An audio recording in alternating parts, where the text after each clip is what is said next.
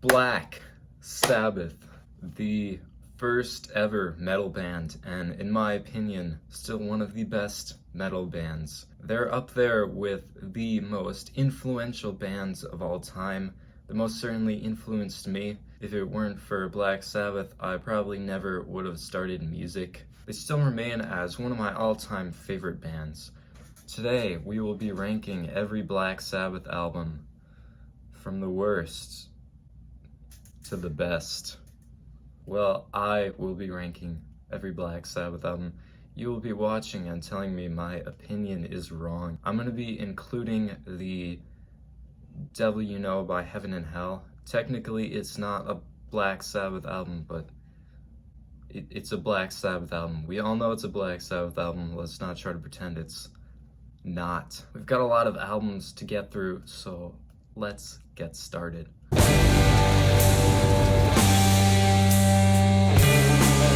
The album Black Sabbath by the band Black Sabbath, containing the song Black Sabbath, released in the year Black Sabbath. I would give this album an S tier.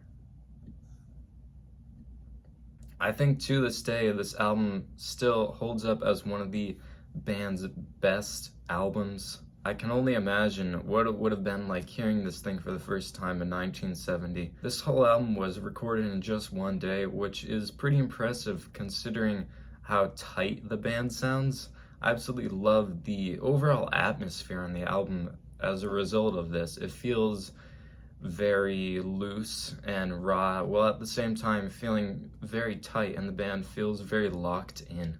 The best song on here would easily be the title track. It still holds up as one of Black Sabbath's best songs. The haunting main riff from Tony Iommi is still one of the spookiest guitar riffs ever created. The whole song is essentially a flawless masterpiece in my opinion. Aside from the song Black Sabbath, this whole album features so many great moments on it.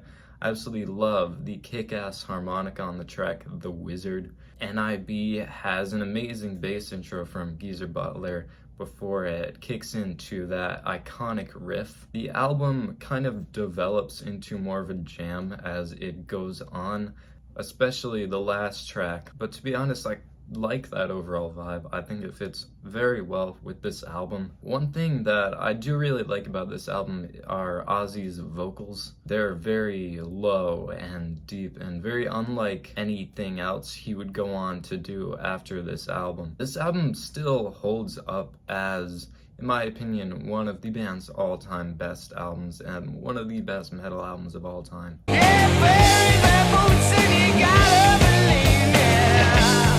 Up next is the big one, Paranoid. I would give Paranoid an A tier. Now, Paranoid is most certainly one of the most influential metal albums of all time. It's arguably the most influential Sabbath album. It's the most well-known. It features the biggest amount of hits. Everyone has heard the big songs from this album, and it's definitely one of the most important albums to me. It was the album that pretty much inspired me to pick up guitar. However, coming back to it now, there are a handful of albums that I would take over Paranoid, and that is 100% due to these songs being overplayed. I know it's kind of a cliche at this point to judge a song by how many times you've heard it, but to be honest, it really does affect at least my opinion. I mean, I've heard songs like Paranoid and Iron Man a billion times. I honestly don't go and listen to this album as much as I probably could because of hearing these songs over and over and over again. But when you try and put that aside, these songs they're great songs, and they're played as much as they are for a reason. Songs like Iron Man or War Pigs still hold up as fantastic songs. There's plenty of catchy riffs from Tony Iommi and so many amazing melodies that really get stuck with you. There's definitely a reason why they're as played as they are. In my opinion, the second side of this album is where a lot of the best moments are. Songs like Hand of Doom with that amazing bass line from Geezer Butler before the rest of the band kicks in. I also absolutely love the middle section of the song. Electric Funeral is one of the band's doomiest songs ever, with that very slow and droning wah-wah drenched main riff. Rat Salad is a very cool instrumental that gives Bill Ward a bit of a spotlight for the drum solos that take place in that track. And the closing track, Fairies Wear Boots, still holds up as one of my all-time favorite Black Sabbath songs. It's definitely my favorite on this album. The song is absolutely packed with amazing riffs. It's overall just a very memorable song, and it's probably the most explosive and energetic track on the album. I especially love Ozzy's vocal performance on this song. I think this album 100% deserves the praise it gets, for it is one of the band's best albums. It's not my personal favorite these days, but I can definitely see why someone would rank it as their best.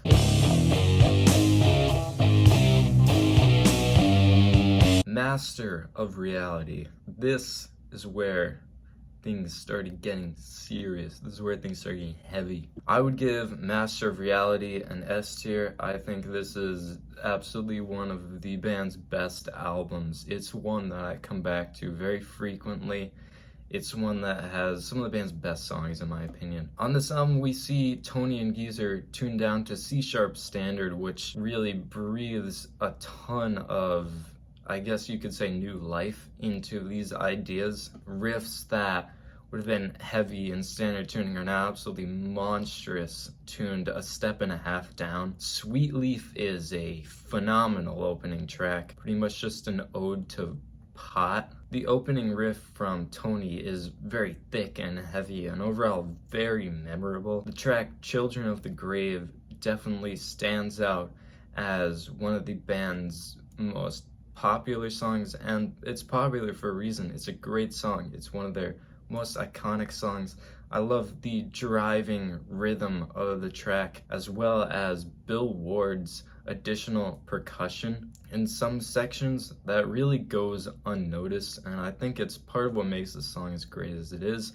Really gives it that groove. Into the Void is definitely my favorite song off here, and it's one of my favorite Black Sabbath songs of all time. The opening riff is so slow and so heavy, and it really just works so well. Once the song gets faster, it starts to pick up. It develops a whole new groove that still works amazingly. I really love the sound of this album. Black Sabbath isn't one of those bands that is really known for their production. In fact, I'd say some of their production is not absolutely amazing. However, on this album, I think the production really complements the riffs. One thing I absolutely love about this production is how well Geezer's bass sounds. I think this is Geezer's best album. His bass really pops through the mix, and it has this very smooth tone that works so well with Tony's riffs.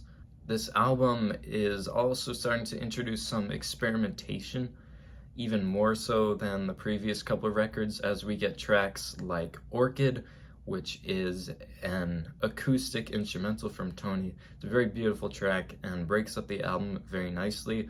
We also get the ballad Solitude. Ozzy's vocals on the track are almost unrecognizable. I didn't know that was Ozzy singing until I looked it up. He sounds so different, but it really works with the track. Geezer's bass line is also very cool. Overall, this album, I think, was a step forward for the band and is only the beginning of things to come.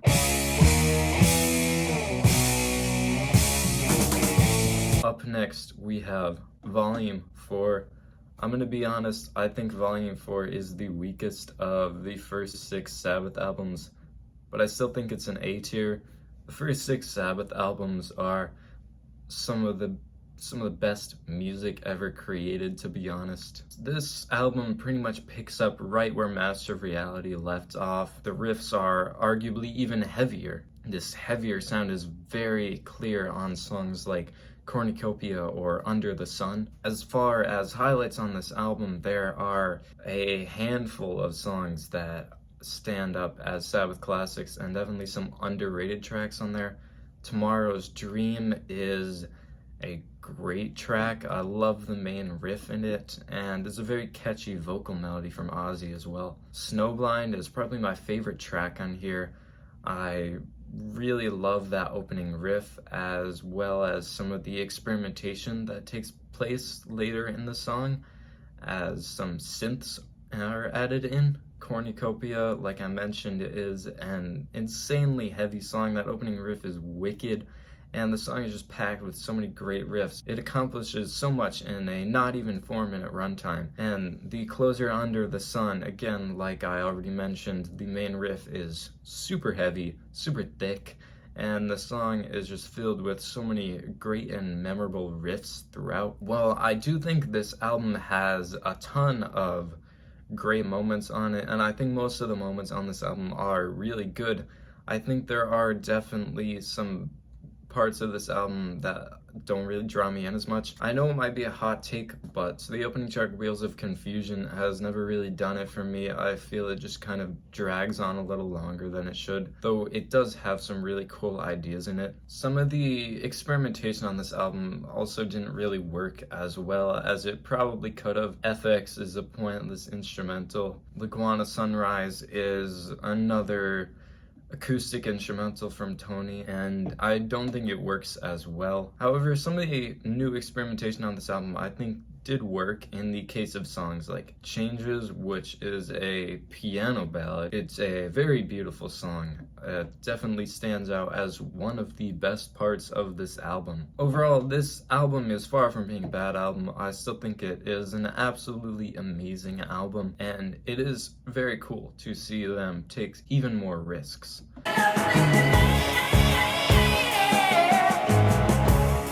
Sabbath, Bloody Sabbath. This is my second favorite Black Sabbath album. I would give this an S tier.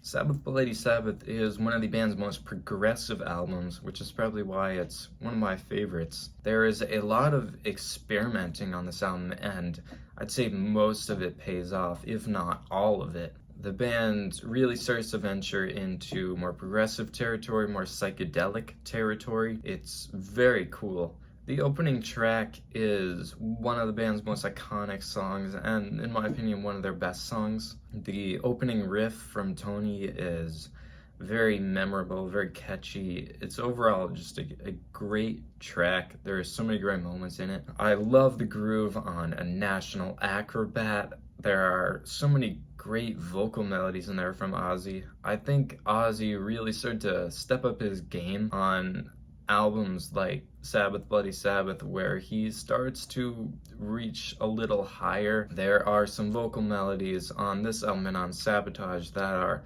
absolutely unbelievable. They were so insane that he couldn't even recreate some of this live because of how high the vocals were. Sabracadabra is probably my favorite track on here. It's just a very grooving track, and it even features Rick Wakeman of Yes playing keyboards, which is an added bonus and helps make the song what it is. I absolutely love the jam that this song kind of transforms into at the end. Fluff is probably my favorite Black Sabbath instrumental. It's a very beautiful track, and though it is kind of an interlude that goes on for 4 minutes, it does not feel like that. It's a great addition to the album. This album, I think, is one of the band's most consistent albums. There's really no weak moments on it. My least favorite track on here is probably Who Are You, just because it is maybe a little too weird, but I think it's still a very cool track. It's a very cool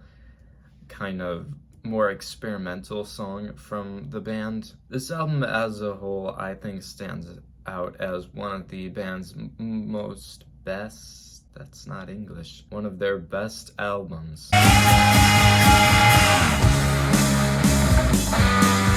Up next is Sabotage. Now, I think Sabotage is underrated. Not only do I think it's underrated, I think it's the best Black Sabbath album of all time. I would give this an S tier. Go. A lot of people don't consider this to be one of the band's best albums. Most people would say it's the weakest part of their first 6. However, in my opinion, that couldn't be further from the truth. I think this is easily the band's most consistent album. I think it's one of their most memorable albums. There's so many great riffs on here. It's a very well structured album. The flow of it from front to back is just amazing. It's packed with so many good moments. My 3 favorite Sabbath songs are all on here, those songs being The Writ, Megalomania, and Symptom of the Universe, in that order. Symptom of the Universe is such a kick-ass, heavy song. It's been described as the first thrash metal song by some, and it definitely feels like that, from that driving riff from Tony and Bill Ward just absolutely destroying the kit. Ozzy's vocals on this track too, and this whole album, are unbelievably, insanely high. They barely played any of this album live because of that. Megalomania is pretty much the closest they ever got to doing a prog epic, I guess you could say. It's an almost 10-minute track with so many twists and changes throughout. It morphs from a psychedelic jam at the beginning to an overall rocking, grooving song by the end. And The Writ, like I mentioned, is my favorite Black Sabbath song. I think it's criminally underrated. Geezer's bass intro is absolutely phenomenal before the main riff starts. There are so many great sections throughout the whole song, but my personal favorite would have to be when it transitions into the acoustic section, which might be my favorite moment in the band's entire discography. I think it is just so cool and just a very different and unexpected change. Aside from those songs, the entire album I think is pretty much flawless. Hole in the Sky is a rocking opener. The thrill of it all is a very underrated track. And a lot of the experimentation on this album, I think, pays off. Superstar, how do you pronounce that? Is a very cool song featuring a whole choir on it. It's a very unique addition to the album and to the band's discography as a whole. A lot of people like to rip on Am I Going Insane, but I personally don't really understand why. I think it's a great song. It may be a little simpler, has a pretty simple hook to it, but I think it works very well, and I don't really see why people dislike it, to be honest. I think this is also one of the better sounding Black Sabbath albums. Like I mentioned before, they're not really one of those bands that you think of their production, but I think this sounds better than most Black Sabbath albums, to be honest. I think this album is very underrated. I think a lot of people just kind of group it in with the later Ozzy albums, and I don't really think that's fair, because, you know, this is actually good. I highly encourage you, if you don't like this album, to give it another shot, because it's got so many great moments on it.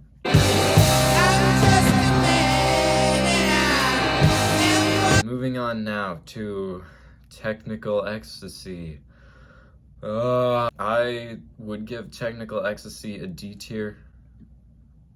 I think this is the worst Black Sabbath album so far, and to be honest, I think it's probably my top 3 least favorite Black Sabbath albums. This is where you can tell the band was kind of falling apart, because they kind of were. They were all pretty much on different planets because of, you know, drugs, and also they all had different visions for the bands because of drugs. Tony and Geezer tuned back up to E Standard on this album. I have no idea why, but it results in most of this album just sounding like shitty dad rock. I mean, this is exemplified by the opening track, Backstreet Kids. It just sounds like a worse version of Barracuda by Heart, or a worse version of Achilles' Last Stand, at least with that main riff. My favorite track in here is probably You Won't Change Me. I think the synth riff that carries the song is pretty cool, but as a whole, it's not a very memorable song, and that's the problem with this whole album. It's just not very memorable. It kind of slides by, and to be honest, most of the parts I remember are the parts that I don't like from this album. Songs like It's Alright, which is a piano ballad sung by Bill Ward, it does not work. It at least doesn't work on a Black Sabbath album. It feels like Fleetwood Mac or something. Rock and Roll Doctor sounds like Kiss, like bad Kiss, so it sounds like Kiss.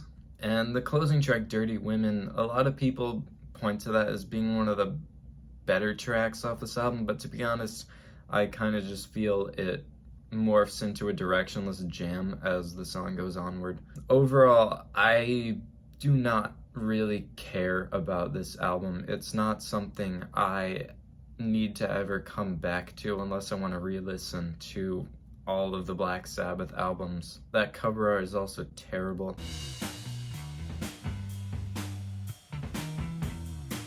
Never Say Die.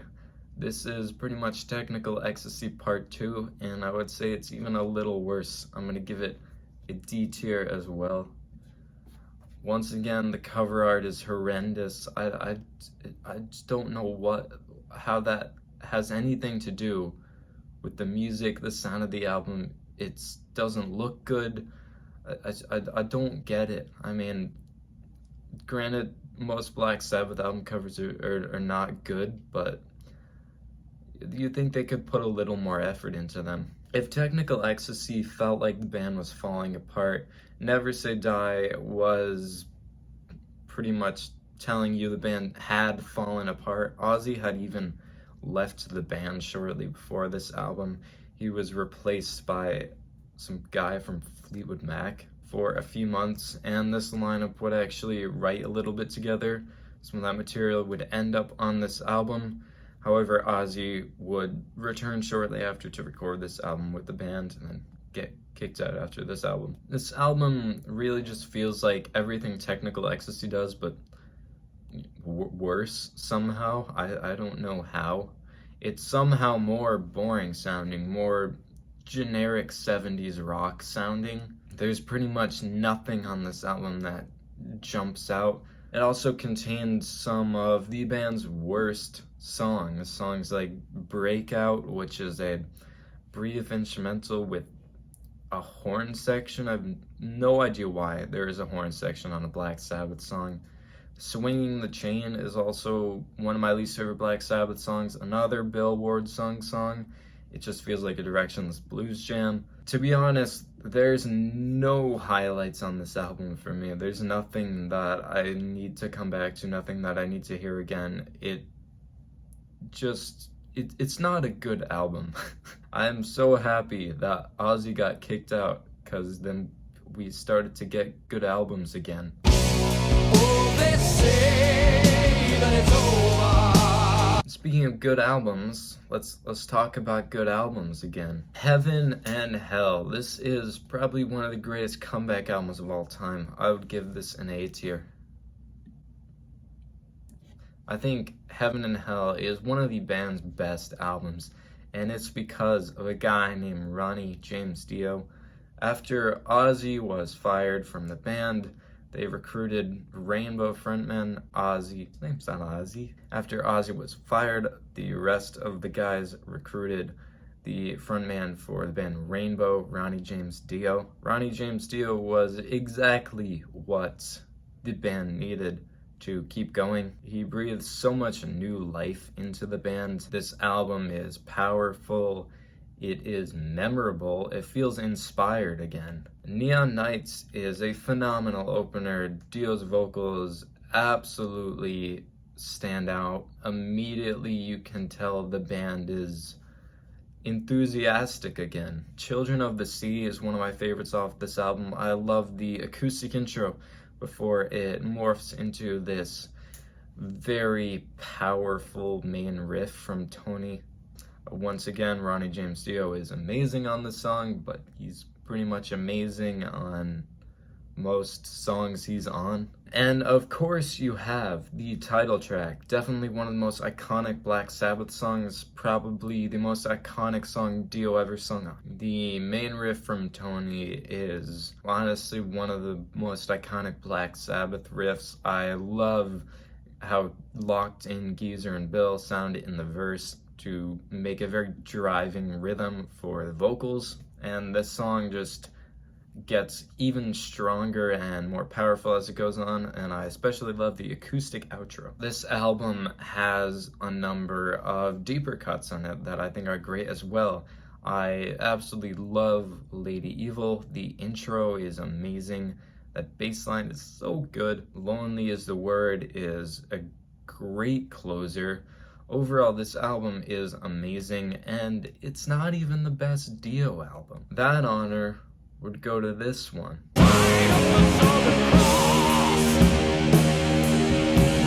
Mob Rules. I think Mob Rules is a top 3 Black Sabbath album. I would give it an S tier. Mob Rules is essentially an even better version of Heaven and Hell. I feel it's even more consistent, and it's even got some better songs on it than Heaven and Hell. Turn Up the Night is another fantastic opener. Voodoo has a great groove to it and a very memorable chorus. Sign of the Southern Cross is one of my all-time favorite Black Sabbath songs. I would probably put it in my top 5. Just like Children of the Sea, it has an amazing acoustic intro before transitioning into a heavy and powerful main riff from Tony. And it's one of Ronnie James Dio's best vocal performances, I think. The title track has so much power and energy behind it. Country Girl is amazing. Falling Off the Edge of the World is a super epic sounding song. I especially love that violin at the beginning, or at least I think it's a violin. Could be some kind of synth. Front to back, this album is pretty much flawless in my opinion. Even the interlude, E5150, is a really cool piece of music. I love how it kind of connects the two different halves of the album. This album, I think, is very underrated. I think it's amazing front to back.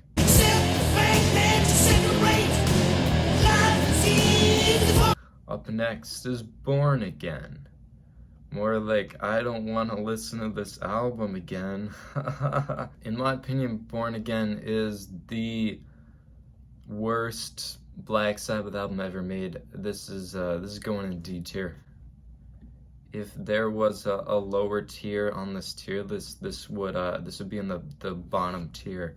And I could make an F tier, but I'm lazy. If you need to question why this album is so bad, just look at the look at that album cover. I mean, any album with that album cover is not gonna be a good album. We do see Bill Ward return for this album, so it is 3/4 of the original lineup. However, on vocals we have Deep Purple frontman Ian Gillan, and maybe it sounds like it could be cool on paper, but the execution, at least on this album, is absolutely atrocious. This honestly feels more like a Deep Purple album than a Black Sabbath album. Nothing against Deep Purple and nothing against Ian Gillan, but I absolutely hate Ian Gillan's vocals on this album. I think the lyrics on this album are not good, and the vocals, I mean, they just don't work. Ian Gillan spends so much of this album just screaming, and Tony, Geezer, and Bill just sound like they're Ian Gillan's backing band for this album. Even when Ian Gillan decides to shut up, there is gonna be some boring riff there. The riffs on this album, I feel, are very uninteresting. The best track on here is probably Zero the Hero. I think it starts off pretty cool, but it kind of just goes on and on for almost 8 minutes with this slow groove just not changing at all, and there's about 2 riffs in the entire song. This album gets worse as it goes on, with some of the final tracks being some of my least favorite Black Sabbath songs. Production-wise, this album sounds really bad. It sounds very muddy. You really can't hear anything. Definitely the best thing about this album is that it inspired the Stonehenge scene in Spinal Tap.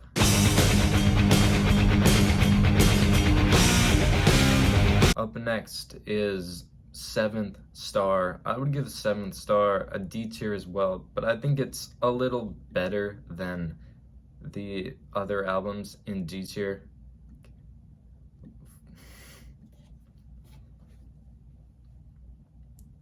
The reason why it's in D tier is because it's not really a Black Sabbath album.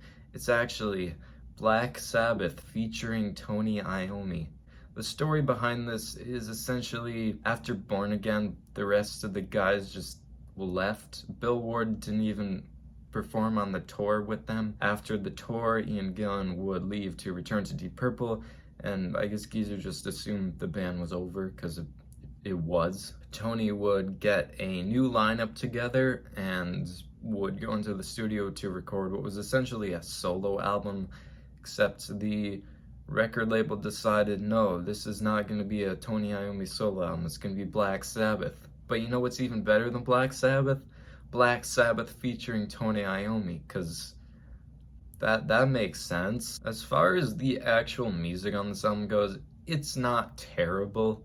It's just really boring, and this album is only 35 minutes, but it feels like it goes on for forever. The best song on here is definitely In For The Kill. It's actually a pretty decent opener. It's got a really cool main riff, and the chorus hook is pretty cool. The title track isn't too bad as well, but for the most part, this album is just kind of a slog to get through. There's really no standouts on it other than those two songs. Not a very notable album in the band's discography, to say the least.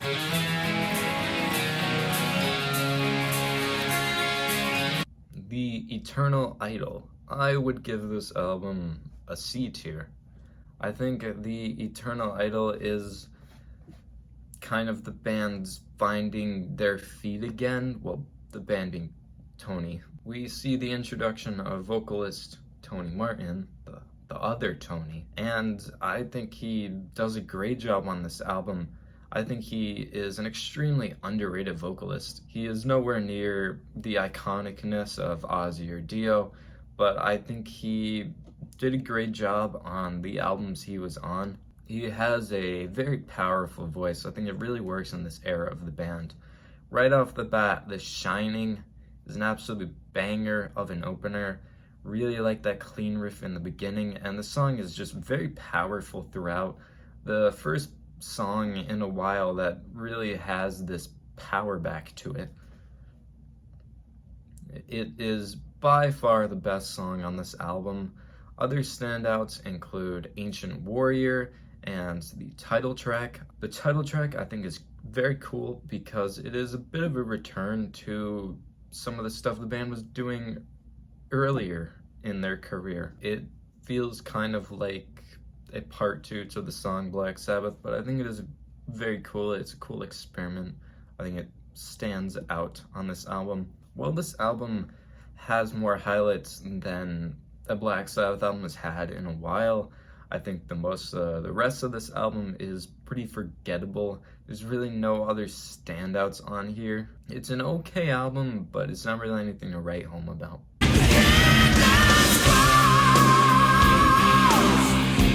Headless Cross. Now, I think this album is very underrated. I would give this a B tier. I think this is the first Black Sabbath album since Mob Rules that is a very enjoyable album the whole way through. I think the best part of this album is probably Tony Martin.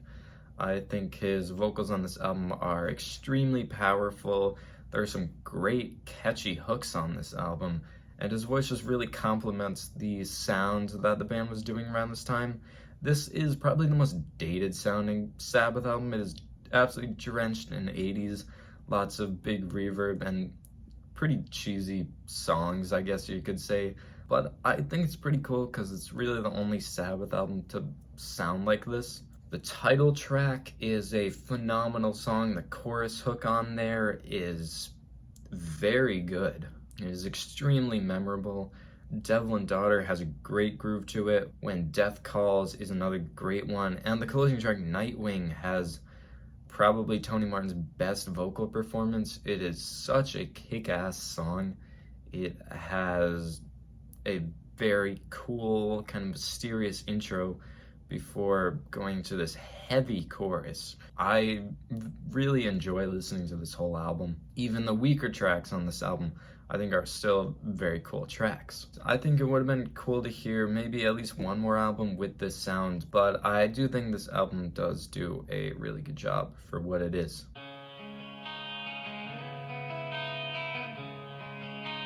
Up next is Tier.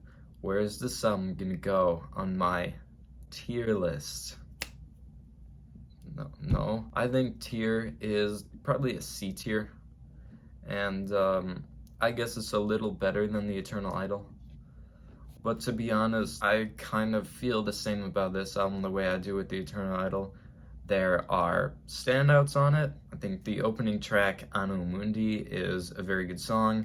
I think the Sabbath Stones is pretty cool. I think Valhalla has some really cool parts to it. But to be honest, this album, it just kind of exists. It's far from the most memorable Sabbath album. There are moments where it just kind of is doing its thing, and what it's doing is not very memorable. I think some of the concepts explored on this album relating to Norse mythology are pretty cool, and it would have been cool to maybe hear more of this later on. It's an okay album, and it's far from a bad album, but I don't think it's exactly the most notable Sabbath album.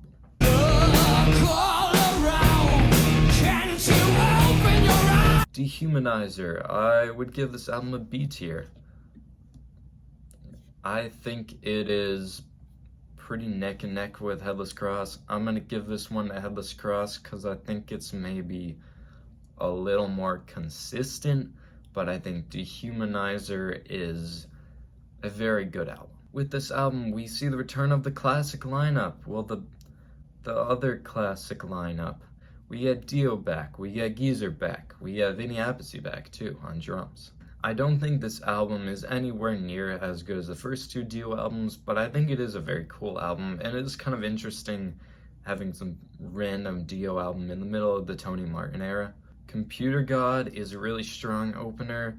I think After All the Dead is a very cool song as well. I love that chorus. Master of Insanity is definitely my favorite track off here. I love the kind of proggy intro before it transitions into a cover of the Wanton song by Led Zeppelin.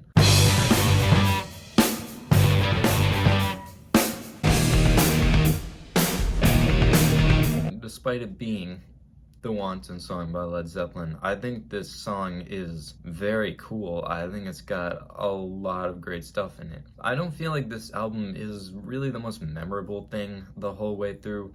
There are tracks on this album that are good. I don't think there's any bad songs on this album, but there are definitely moments that kind of just sit there. They don't really do that much. It is cool to see something like this late in the band's career, but I don't exactly think it stands out as one of the band's best albums or anything.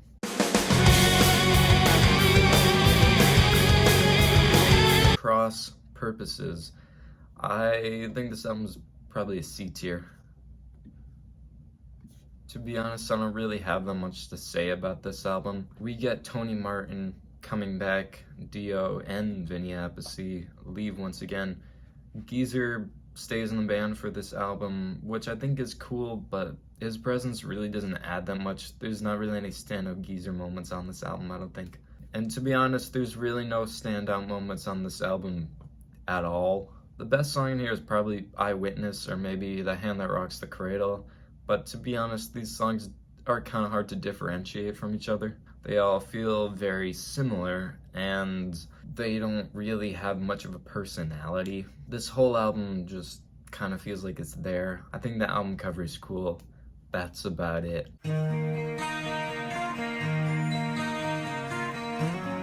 Forbidden. Oh no, the worst Black Sabbath album. I don't think this album is that bad. I think I would probably give it a C tier. Now, I don't think Forbidden is a very good album, but I don't think it's unlistenable or anything. Like, a lot of people will say it is. One main complaint a lot of people have about this album is the production, but if you haven't heard Tony Iommi's new remix of it, I highly recommend it. It sounds very good. Honestly, some of my favorite Sabbath production on that remix. As far as the actual music on this thing goes, it has its moments. Get a Grip, well, it is pretty cheesy. I think has a catchy chorus. I think the song Rusty Angels also has a pretty cool chorus, despite the lyrics not being amazing. The closing track, Kiss of Death, I think is probably my favorite song off here. But again, I really don't have too much to say about this album.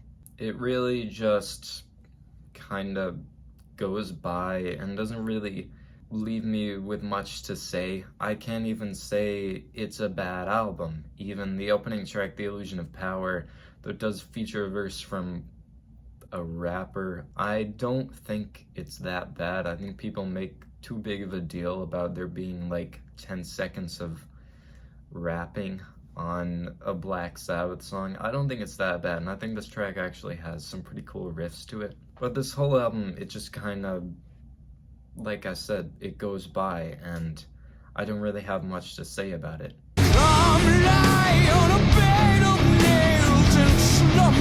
By 1995, when Forbidden was released, Black Sabbath were pretty irrelevant. Nobody was really caring about what the new Black Sabbath album was. However, a couple of years later, the original lineup would finally reunite for Ozzy Osbourne's festival, Ozfest. They would attempt to record a new album in 2001, however, those sessions wouldn't ever amount to anything. And Black Sabbath was kind of done for a little bit. However, sometime in the late 2000s, we would get a reunion of the Mob Rules lineup, also the Dehumanizer lineup. They would perform under the name Heaven and Hell. I don't know why they call themselves Heaven and Hell.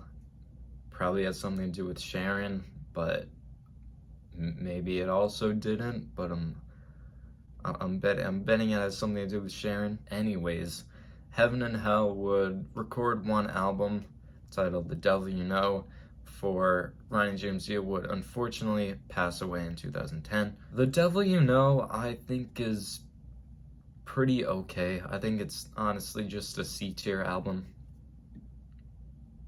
I would probably put it at the top of C-tier, but I can't really say it's that good of an album, to be honest. It kind of just has a lot of the same characteristics as the other albums in C-tier. It just is not very memorable. I think it's cool to see a reunion of this lineup, and I think Dio, despite being in his mid-60s while recording this album, is very good on this album. I don't think it's a very eventful listen. It's probably the heaviest thing Black Sabbath ever did, which I'm gonna call it Black Sabbath because it's Black Sabbath. Anyways, it's probably the heaviest thing Black Sabbath ever did, and that's definitely aided by the heavier production on here, but there are some very heavy doomy riffs from Tony. The best song on here, in my opinion, is definitely Follow the Tears. I think it's a very monstrous and heavy song. I think the closing track, Breaking Into Heaven, is a very cool song. I think it's a very good farewell to Ronnie James Dio. But to be honest, most of this album just kind of goes by, and I'm not really left with much to say. I am glad it exists. I'm glad we got one final album from this lineup, but I'm not gonna sit here and pretend like it's a masterpiece or anything. It's just okay. Lost in the darkness. And finally, we've made it to the end after an hour and 5 minutes of recording. I know I'm definitely gonna have to edit this a lot, but I am guessing the video is still going to be not very short. Anyways, 13 I would say is probably a C tier as well.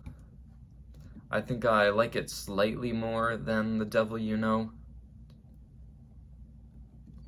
13 is essentially a farewell album with the other classic lineup, except it's not the classic lineup because Bill Ward isn't there. Bill Ward didn't participate in the album because I think he wasn't getting as much money off of it as he hoped he would. That's probably the worst part about this album, is that we get Tony, Ozzy, and Geezer, but there's no Bill. Despite that, this album isn't terrible. It's not a bad album by any standards. There's definitely plenty of moments on this album that I do really enjoy. I think the track God Is Dead is definitely the best song off here. It's pretty impressive that this late into the band's career they can make a song that's 9 minutes and still make it very memorable. I think some of the riffs on here are very cool. End of the Beginning is a pretty cool song as well, and I think Dear Father is a cool way to end the album, ending with the rain sounds and the bell tolling that begin the band's first album. Aside from those tracks, there's not really a ton on this album that's very memorable.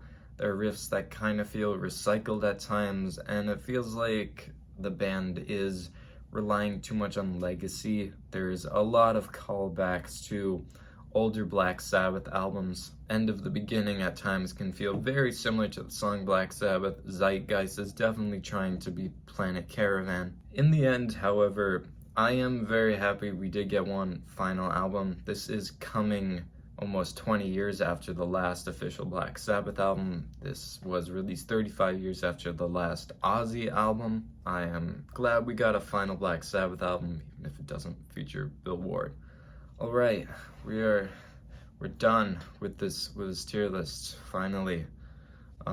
Make sure to smash that subscribe button, hit that notification bell. But in all honesty, would be doing me a great deal of support if you would go maybe check out my album, The Perpetual Darkness. If you made it this far, thank you for watching, and